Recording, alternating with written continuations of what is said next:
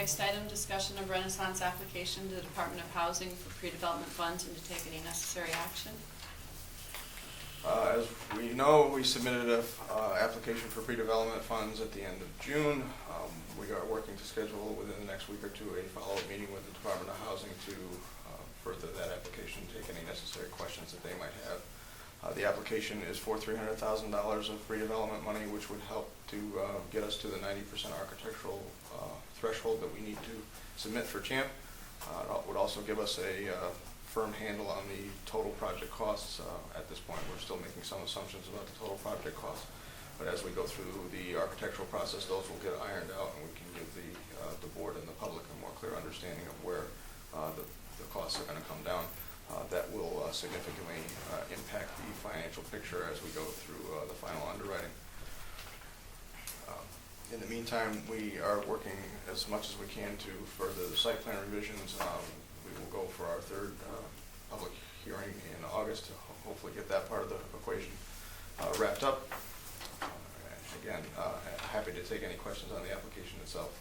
It's a fairly lengthy document, so I may not have the answers at the tip of my tongue, but I'll take my best shot at it if there are any that the board would like to ask. Land use boards, I know you've gone a couple times already. Is this the third time around, is what you're saying? This will be the third time around. We were very close last week.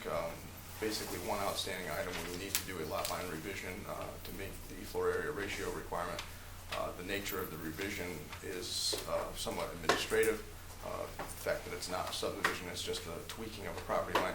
That being said, the public nature of this project, we didn't want to just proceed with that until we got some buy-in from a city commission. So we presented what we would like to do to the zoning commission last month, got a conceptual okay, so we are working through the last steps to make that revision, and then all of the outstanding comments should be addressed before the August meeting. So you got a contingency for the August meeting, I would take it. Usually that's how it goes, right?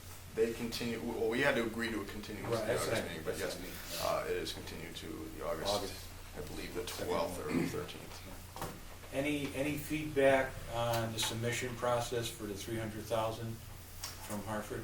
Hartford has received it. They started to do their review. The application itself went in just prior to the 4th of July holiday, so that kind of tripped us up a little bit with staffing issues in Hartford, but they have received it. We have received some communication from Hartford that they are reviewing it, but nothing as far as direct feedback yet at this point. We'll be happy to share the feedback with the board when we get it. Any other board members have any questions? Joe? So, I was understanding that you were going to submit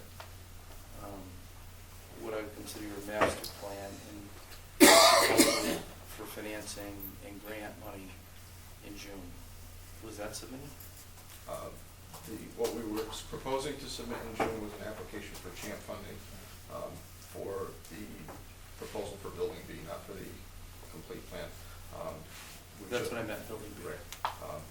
That got put on the table and substituted in with this pre-development path that will get us a clearer picture of the threshold items that we will need to submit for that CHAMP funding in December at this point. So you did not submit for CHAMP funding? Not for CHAMP, we submitted for another governmental program through the Department of Housing to move the project forward this round. Okay. And that's the 300. That's the 300. Correct, for the design? That's correct. Okay. And that's through the same Yep. Department of Housing Yep. as Yep. the CHAMP will be. So recommended path from Hartford. And that's a direct, I was just going to say, that's what their recommended path is. That's their, Yes. probably